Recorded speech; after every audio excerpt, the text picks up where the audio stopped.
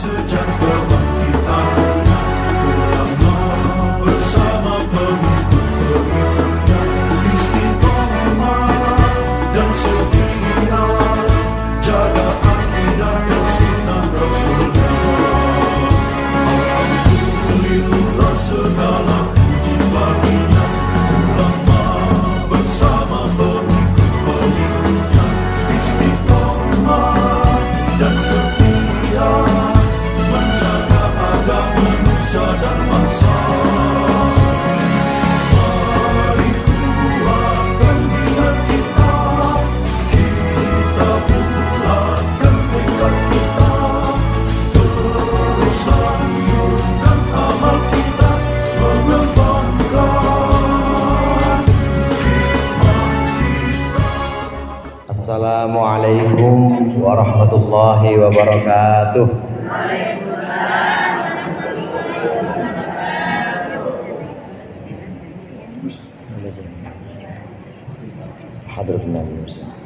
Al-Fatihah.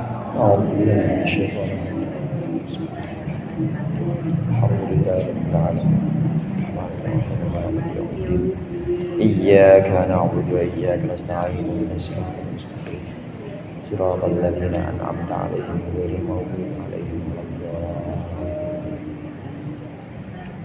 Bismillahirrahmanirrahim. Alhamdulillahil tullabi wa musahhilil khairi liman yata'allamu. Thumma as-salatu wassalamu 'alan nabi wa alihi wa sahbihi jayu'zamu. Ya Rabbana kaffir 'anna dhunubana wa walidina wa liman huwa muslimu. Nad'uka Allahumma 'ilman nafi'an min yawmina ilal hisabi yaqumu. Amin amin amin wa ya fattahu. Amin amin amin wa ya alimu.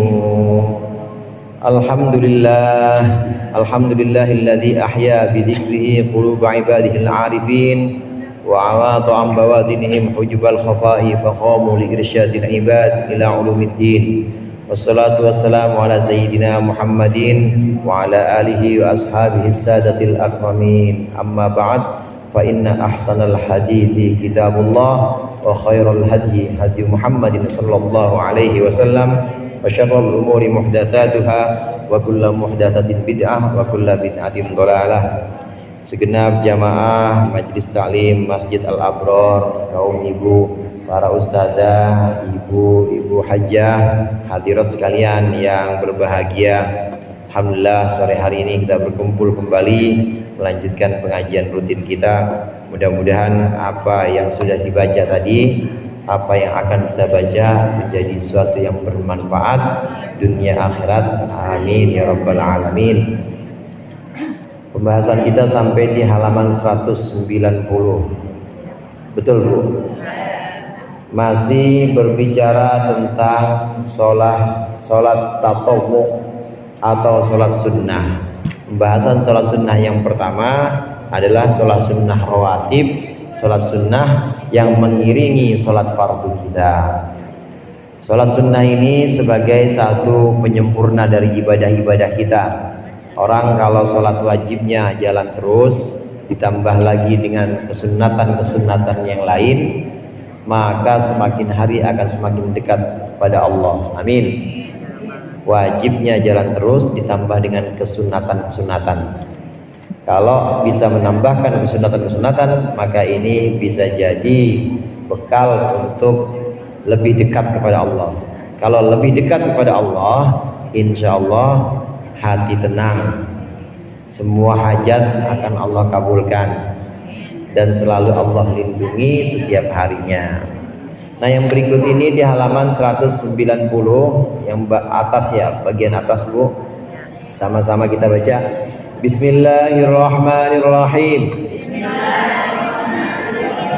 wasyaikhani wat-Tirmidzi wa Ibnu Majah an Abi Hurairah man shalla ba'dal maghribi sitta raka'atin lam yatakallam fima bainahunna bisu'in adalna lahu bi ibadati tintai asyrata sanatan. Dari dikeluarkan oleh Imam Bukhari dan Imam Muslim serta Imam Tirmidzi dan Ibnu Majah sebuah hadis dari sahabat Abu Hurairah bahwasannya Nabi bersabda, man shalla ba'dal maghrib sitta raka'atin, barang siapa yang sholat setelah maghrib, sholat selesai fardu maghrib, sholat 6 rakaat, lam yatakallam fima bainahunna, dia tidak berbicara di antara 6 rakaat itu bisuin, dengan satu keburukan pun, adalna lahu, maka serupa 6 rakaat tadi baginya, serupa bi ibadati fintai asyrata sanatan, dengan ibadah 12 tahun. Selesai sholat maghrib, kemudian sholat sunnah 6 rakaat. Siapa yang melakukan ini, antara sholat maghrib dengan sholat sunnah, juga antara sholat sunnah dengan sholat sunnah berikutnya, tidak ada ucapan buruk, tidak ada pembicaraan yang kotor, maka orang ini sama saja seperti orang sholat sunnah 12 tahun. Ibu pernah sholat sunnah 12 tahun gak berhenti-berhenti? Pernah belum, Bu? Maka sholat sunnah setelah maghrib 6 rakaat, maka itu sama dengan sholat sunnah, sama dengan ibadah 12 tahun gak berhenti-berhenti, berturut-turut. Kadangkala ini disebut dengan sholat awabin. Jadi ba'diyah maghrib ada, kemudian setelah itu awabin.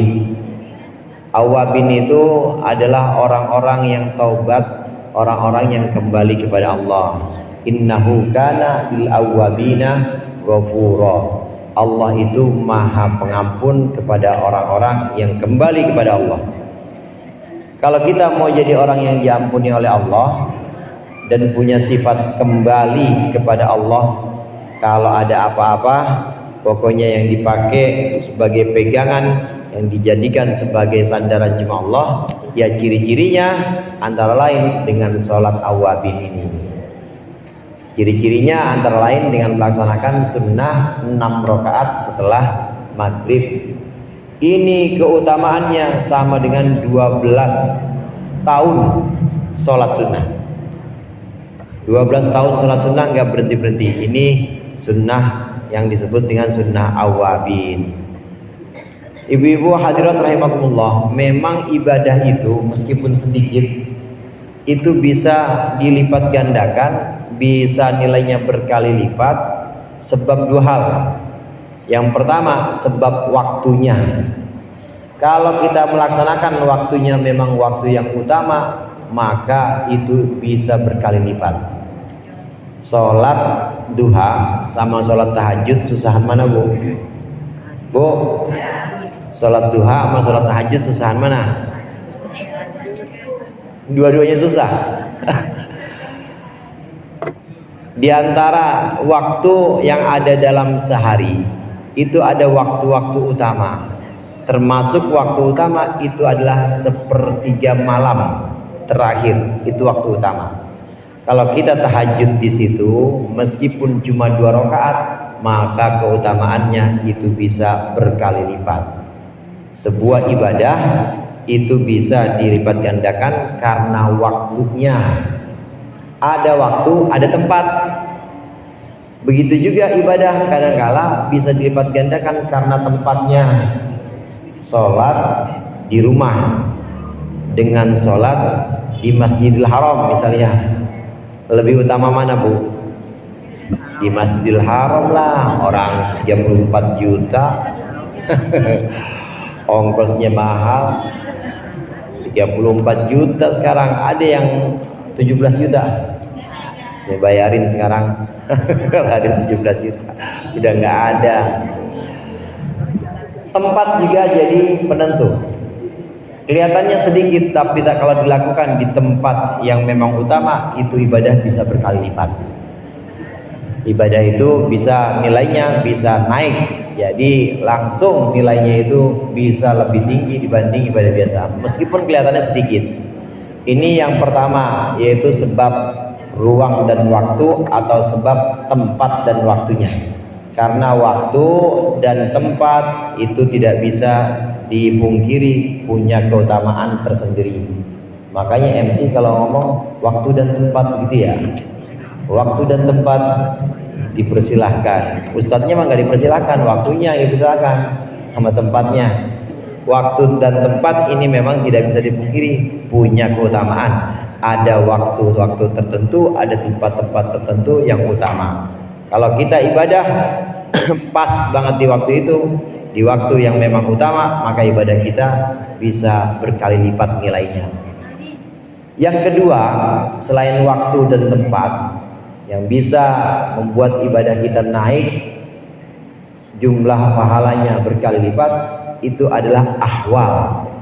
Ahwal itu artinya keadaan hati kita. Keadaan apa, Bu? Keadaan hati kita. Kalau hati kita dalam keadaan ikhlas menjalankan ibadah, hati kita dalam keadaan tawadhu atau tadarru, merendah di hadapan Allah, hati kita khusyuk melaksanakan ibadah, maka meskipun cuma baca satu ain, tapi itu nilainya pahalanya berkali lipat dibanding baca 4 ain atau baca satu surat yang panjang tapi tidak ikhlas, tapi ria atau pamer. Ini yang namanya ahwal. Ahwal itu keadaan hati. Ada ahwal, ada amal. Kalau amal, amal perbuatan badan. Amal tuh, amal perbuatan badan. Bisa masukin ke kotak amal, bisa berdiri, ruku, sujud, namanya amal. Jamaknya amal. Ada ahwal. Ahwal itu keadaan hati. Nggak kelihatan, Bu. Ikhlas. Ibu pernah lihat ikhlas? Ibu pernah lihat nggak saya mau ikhlas? Nggak kelihatan. Itu namanya ahwal. Terus qanaah. Mana Bu qanaah, Bu? Ada qanaah binti Musa. Nama orang qanaah. Nah, ibadah-ibadah hati kadang-kala disebut sebagai ahwal. Ibadah badan, sholat, sedekah, baca Quran, itu ibadah badan. Bisa dilipat gandakan, pertama karena ruang dan waktu tadi. Kalau ruang dan waktunya spesial, maka ibadah itu bisa berkali lipat. Yang kedua, ibadah badan, sholat, baca Quran, sedekah, ini bisa utama dengan ahwal atau keadaan hati. Kalau keadaan hati kita memang baik, ikhlas, kita khusyuk, kita tadarruk, kita merendah di hadapan Allah, kita merasa la haula wala quwata illa billah, nggak pernah kita merasa bahwa itu adalah ibadah kita, maka bisa nilainya sangat tinggi. Oleh karena itu, kelihatannya ada orang-orang soleh, ada orang-orang yang termasuk waliullah, termasuk kekasih Allah, ibadahnya mah biasa aja, paling sholat wajib, di sholat wajib ya sholat sunnah biasa, nggak pernah yang namanya sholat lama, nggak pernah biasa. Tapi di sisi Allah nilainya sangat besar. Kenapa? Karena ahwal atau keadaan hatinya udah bagus. Dia ikhlas. Waktu dia takbir sampai dia salam, memang hatinya tidak ada selain Allah. Walaupun sholatnya cuma 5 menit, sama kayak kita. Kita kan sholat 5 menit, Bu ya. 5 menit tuh yang 4 rakaat dah, kira-kira 5 menit. Sholatnya sama lamanya kayak kita. Tapi nilainya lebih utama, nilainya ini lebih tinggi di sisi Allah karena dia melakukannya ini dengan keadaan hati yang baik, dengan keikhlasan, kemudian khusyuk dan tadarruk, sampai betul-betul tabarri minal hauli wal quwwah. Maksudnya saat melaksanakan dia tidak pernah merasa ini sholat gua, nggak pernah merasa gitu. Ini bacaan Quran gua, nggak pernah merasa begitu. Ini sedekah gua, namanya ahwal. Demikian juga sholat sunnah setelah maghrib 6 rakaat. Ini bisa utama meskipun cuma 6, tapi sebanding dengan 12 tahun ibadah, karena memang waktu antara maghrib dengan isya itu adalah waktu yang utama. Yang di sini yang kita bahas adalah fadilah atau keutamaan waktunya. Adapun keutamaan ahwal atau keadaan batin kita, nah itu kita belajar masing-masing. Belajar supaya lebih ikhlas, supaya lebih khusyuk, supaya lebih yakin sama Allah. Nah kalau kita udah belajar, insya Allah di waktu apapun sholat kita meskipun cuma 2 rakaat itu akan bernilai sangat tinggi di hadapan Allah. Wa Ibnu Nadrin an Ibni Umar, dan dari Ibnu Nadr sebuah hadis dari Sayyidina Ibnu Umar, Abdullah Ibnu Umar, bahwasannya Nabi bersabda, man shalla 6 raka'atin ba'dal maghribi qabla ayyatakallama, barang siapa yang sholat 6 rakaat setelah sholat maghrib, qabla ayyatakallama, sebelum dia bicara apapun, ghufira lahu dunubu khamsina sanatan, maka diampuni baginya dosa-dosa 50 tahun. Yang pertama tadi sebanding dengan 12 tahun ibadah. Berikut ini ada riwayat lain, Nabi mengatakan 6 rakaat selesai maghrib, yang namanya sholat awabin, ini bisa menghapuskan 50 tahun dosa-dosa yang telah lalu. 50 tahun. Padahal ibu masih 21 tahun semua ya. Ya. Itu dihapus berarti udah punya celengan tuh. Udah punya celengan. Dosa 50 tahun itu bisa dihapus dengan 6 rakaat sholat sunnah awwabin. Ini tidak bertentangan dengan hadis sebelumnya. Artinya dengan 6 rakaat awwabin ini dosa kita yang kecil-kecil terhapus, dan juga ditambah dapat pahala sama dengan ibadah 12 tahun. Enak apa enak Bu? Enak apa enggak tuh? Enak. Orang cuma 6 rakaat sama dengan 12 tahun. Ditambah lagi 6 rakaat bisa ngapus dosa-dosa 50 tahun sebelumnya. Dosa yang dimaksud bisa terhapus dengan sholat sunnah ini adalah dosa-dosa kecil, dosa-dosa yang tidak ada hubungannya dengan manusia. Kalau dosa yang ada hubungannya dengan manusia harus minta maaf, nggak bisa. Dosa hubungannya sama Pak RT misalnya, sholat sunnah awabin 50 tahun kan, nggak bisa. Harus datang ke orang yang dizolimi, harus datang pada orang yang dulu dirugikan, kita minta maaf. Itu kalau dosa dengan orang. Jadi lebih repot Bu dibanding dosa kepada Allah. Kalau dosa kepada Allah banyak cara buat menghapuskannya. Dengan sholat bisa terhapus, dengan sholat sunnah awabin ini bisa terhapus, dengan taubat bisa terhapus. Tapi kalau dosa kepada manusia nggak bisa, kecuali minta maaf. Minta maaf juga kalau udah dimaafin tetap harus bayar kerugian kalau terkait dengan harta. Kalau ada hubungannya dengan harta yang bisa dihitung nilainya, maka harus dikembalikan juga. Kecuali kalau yang dizolimi atau yang dirugikan bilang ya udah nggak apa-apa, nggak usah bayar, tapi dicicil aja 7 tahun. Sama aja bayar-bayar juga Bang. Dosa kepada Allah terhapus dengan ibadah-ibadah seperti sunnah awabin ini. Siapa yang sholat 6 rakaat dan dia tidak berbicara apapun setelah maghrib langsung sholat, maka akan diampuni dosa-dosa 50 tahun sebelumnya.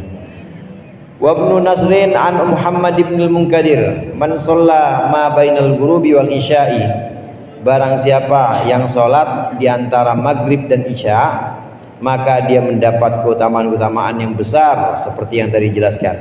Fa innaha, karena sesungguhnya salat itu, salatul awwabin adalah salat awwabin. Ini yang sempat kita singgung tadi. Keutamaannya besar, diampuni dosa-dosa kita yang 50 tahun sebelumnya, ditambah lagi nilainya itu sama dengan 12 tahun ibadah meskipun cuma 6 rakaat. Ini salat namanya salat awwabin. Wa syaikhani anhu, dan dari Imam Bukhari Muslim, anhu juga dari Muhammad bin Al-Munkadir, sholaitu ma'an nabi, aku salat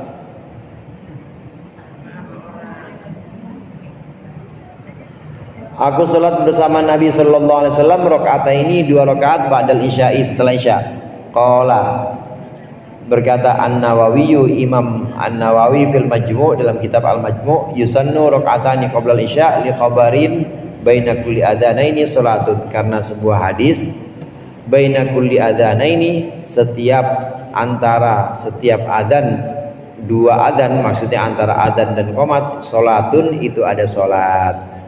Ini yang terakhir tadi, hadis yang terakhir itu hadis masih tentang salat awabin, bahwasannya Nabi Muhammad itu melaksanakan salat awabin sesuai dengan riwayat dari Muhammad ibn Munkadir, bahwa beliau sahabat ini pernah salat bersama Nabi, melihat Nabi salat antara maghrib dan isya.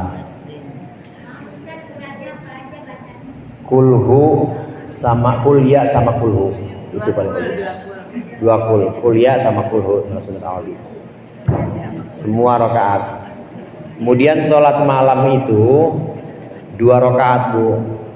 Sholat malam, sholat sunnah, maksudnya sholat sunnah yang dilaksanakan malam hari, 2 rakaat. Usolli sunnatal awwabina rakaataini, ya 2 rakaat, 2 rakaat salam, 2 rakaat salam, 2 rakaat salam. Meskipun 6 tapi dijadikan 2 rakaat salam, 2 rakaat salam, 2 rakaat salam. 2-2, semua sholat malam 2-2, kecuali witir. Witir ibu bisa langsung 3, boleh. Atau ibu mau langsung 11 juga boleh, kalau nggak keder. Gitu bangun, ini berapa ya, 9 apa 7 ini? Biasanya keder kalau langsung 11. Kalau ibu cobain dah, saya pernah nyobain keder juga ini lama-lama kalau suratnya nggak tertib. Tapi kalau suratnya diurut, insya Allah nggak keder. Urut misalnya diurut nih 11 rakaat, ini mulai dari Al-Qari'ah, Al-Hakumut Takatur, itu sampai Tabat selesai 11. Kalau ibu sholat witir, di sini sholat witir pada 11 semua kan ya? Jadi sholat witir boleh sampai 11. Kalau ibu mau coba minimal 1. Tapi sholat malam lain itu 2-2, tidak boleh langsung digabung. 2 rakaat salam, 2 rakaat salam. Sabda Rasulullah SAW, sholatul lail mathna mathna. Sholat sunnah malam itu 2 rakaat, 2 rakaat, jangan dilangsungin. Emang kalau sholat sunnah siang gimana Ustaz? Boleh langsung 4. Kemarin kita pernah bahas ada ba'diyah zuhur, berapa Bu? 4. Boleh ibu langsungin 4. Allahu Akbar, niat usolli ba'diyat dhuhri 4 rakaatin. 4, enggak usah pakai tasyahud awal. Enggak usah pakai tahiyat awal, langsung 4, langsung tasyahud akhir salam. Boleh. Qobliyah asar berapa Bu? 4 juga. Langsung 4 boleh.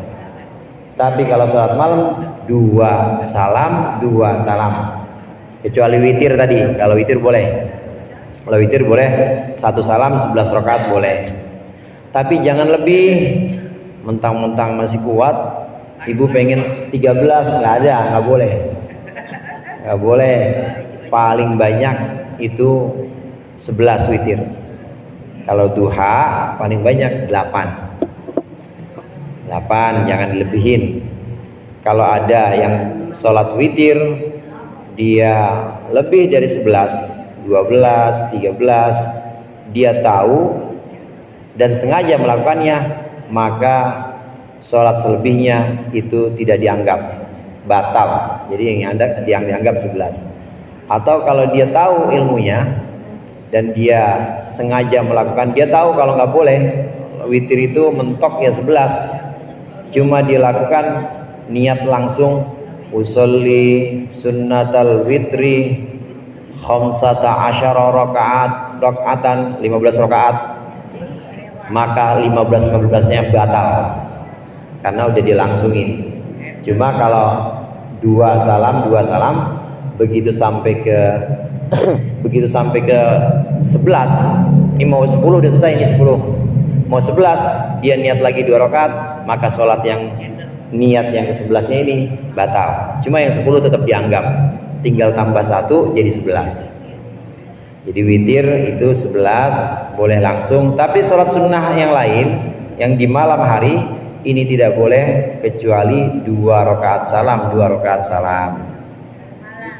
Kalau malam, kalau siang duha, ibu duha langsung 8 boleh. Mana tadi tuh? Tadi ngapa jadi situ ya, Bu? Emang nanya apa tuh tadi? Ngapa jadi bahas itu? Iya, 4 rakaat, 6 rakaat maaf, sholat ini, sholat awabin ini 6 rakaat, 2 rakaat salam, suratnya kuliah dan kulhu. Imam An-Nawawi dalam kitabnya Al-Majmu' mengatakan disunnahkan juga sholat qobliyah isya. Memang qobliyah isya dalam pembahasan yang lalu ini tidak disebutkan, belum disebutkan oleh pengarang, karena qobliyah isya itu termasuk sunnah ghair muakkadah. Yang sunnah muakkadah, yang sunnah amat dianjurkan, hampir Rasulullah tidak pernah meninggalkan kalau sunnah muakkadah, itu yang ba'diyah isya. Adapun qobliyah isya ini sunnah ghair muakkadah. Tapi Imam Nawawi mengatakan bahwa ada hadis bahwa baina kulli adzanaini salatun. Pokoknya setiap waktu antara azan dan qomat itu ada salat. Artinya semua salat itu punya qobliyah. Tapi tidak semua salat punya ba'diyah. Ibu jangan ba'diyah asar ya. Nggak ada. Ba'diyah subuh nggak ada. Tapi semua sholat punya qobliyahnya. Kalau qobliyah semuanya ada. Hanya saja qobliyah maghrib dan qobliyah isya yang dibahas di sini ini memang belum dikutip kemarin-kemarin oleh pengarang karena memang ghair muakkadah. Tapi tetap kalau kita mau melaksanakan boleh, namanya sunnah ghair muakkadah. Wa qala aidan fihi yajibu fi sunnati dhuhri at-ta'yinu billati qablaha. Dan berkata Imam Nawawi dalam kitabnya Al-Majmu' tadi, yajibu fi sunnati dhuhri at-ta'yinu billati qablaha. Wajib dalam sunnah zuhur at-ta'yin, menyatakan nama salat billati qablaha dengan nama qabla zuhri awillati ba'daha atau dengan nama ba'diyah zuhri. Wa illam yuakhir al-muqaddimata. Wa illam yuakhir, meskipun dia tidak mengakhirkan al-muqaddimata, akan salat al-muqaddamata, akan salat yang didahulukan. Wa kadza kullu salatin laha sunnatun qablaha wa sunnatun ba'daha. Dan demikian juga wajib mentakyin untuk setiap salat yang punya qobliyah dan punya ba'diyah. Ada salat yang punya qobliyah, punya ba'diyah. Zuhur, kemudian maghrib, isya, dua-duanya punya qobliyah, punya ba'diyah. Ada sholat yang cuma punya qobliyah, subuh, asar. Kalau sholat yang nggak punya ba'diyah, cuma punya qobliyah, ibu cukup niat usolli sunnatat dhuhri, usolli sunnatas subhi gitu aja, boleh. Usolli sunnatal asri boleh, karena itu pasti jadinya qobliyah. Karena ba'diyah subuh nggak ada, ba'diyah asar nggak ada. Jadi cukup dalam hati Allah, kalau bisa pakai bahasa Arab, hatinya usolli sunnatas subhi boleh, atau dalam hatinya usolli sunnatal asri boleh. Kalau bahasa Indonesia, Allah hatinya aku sholat sunnah subuh, aku sholat sunnah asar gitu. Maka jadilah dia qobliyah asar atau qobliyah subuh. Tapi untuk sholat yang punya qobliyah, punya ba'diyah, harus disebut namanya. Nggak boleh disebut aku sholat sunnah zuhur, nggak boleh. Aku sholat sunnah asar, nggak boleh. Maaf, aku sholat sunnah maghrib, nggak boleh. Aku sholat sunnah isya, nggak boleh. Kenapa? Karena ada yang rancu di situ. Kalau ibu cuma bilang sholat sunnah maghrib, ini qobliyah apa ba'diyah nih? Maka harus dinyatakan usolli qobliyatal maghrib, usolli ba'diyatal maghrib. Harus dinyatakan namanya nama qobliyah atau nama ba'diyah. Disebut qobliyahnya atau ba'diyahnya. Isya juga begitu, karena Isya punya dua, qobliyahnya ada, ba'diyahnya juga ada, maka harus usolli ba'diyatal isya atau usolli qobliyatal isya. Zuhur juga begitu, usolli qobliyatal zuhri atau ba'diyatal zuhri. Nah, adapun yang dua tadi subuh dengan asar, karena dia nggak punya ba'diyah, ibu boleh sebutkan usolli sunnatal asri gitu doang boleh, nggak usah qobliyatal asri. Ibu nggak usah usolli qobliyatal asri sunnatan, nggak apa-apa. Ibu cukup usolli sunnatal asri. Begitu juga subuh usolli sunnatas subhi. Karena kalau disebut sunnah subuh itu pasti qobliyah karena nggak punya ba'diyah. Kalau disebut sunnah asar pasti qobliyah karena dia nggak punya ba'diyah. Ini yang dimaksud dalam bacaan kita terakhir tadi.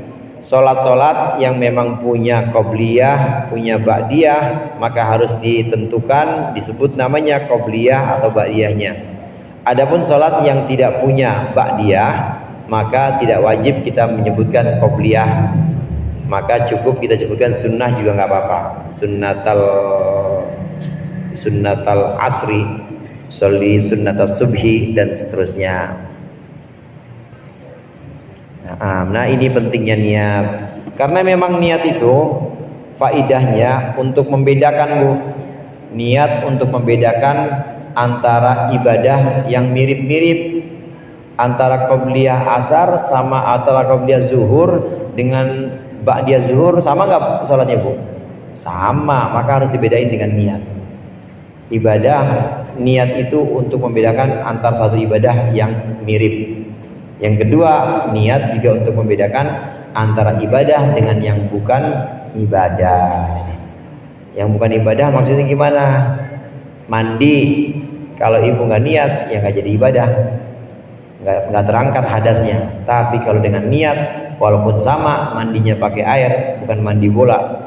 Tahu mandi bola, Bu? Bocah. Walaupun sama-sama pakai shower, sama-sama pakai sabun, kalau niat maka jadi ibadah dan terangkat hadasnya. Tapi kalau nggak niat maka cuma adem-ademin badan doang dan nggak terangkat hadasnya. Ini faedah niat untuk membedakan antara ibadah dengan yang bukan ibadah, dan juga membedakan antara ibadah dengan ibadah yang mirip. Oleh karenanya harus dinyatakan qobliyah ba'diyah untuk sholat-sholat yang ada qobliyah ba'diyahnya. Wa Abu Dawud wa Tirmidzi an Abi Ayyuba al-witru haqqun wallahu a'lam bissawab. Insyaallah kita lanjutkan di pertemuan berikutnya. Mudah-mudahan bermanfaat. Kurangnya mohon maaf. Allahul muwaffiq ila aqwamit thoriq. Wassalamualaikum warahmatullahi wabarakatuh.